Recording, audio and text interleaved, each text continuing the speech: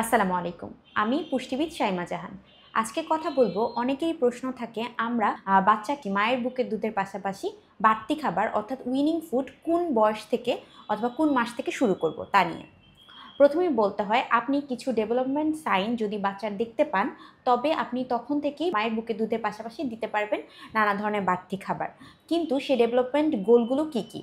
যদি দেখেন বাচ্চার ঘাড় শক্ত হয়ে গিয়েছে, বাচ্চা জিহ্বা সুন্দরভাবে নাড়াতে পারছে, খাবার দেখে আকর্ষণ অনুভব করছে, তবে আপনি বুঝতে পারবেন যে আপনার বাচ্চাকে এখন বাড়তি খাবার দেওয়ার সময় এসে গিয়েছে।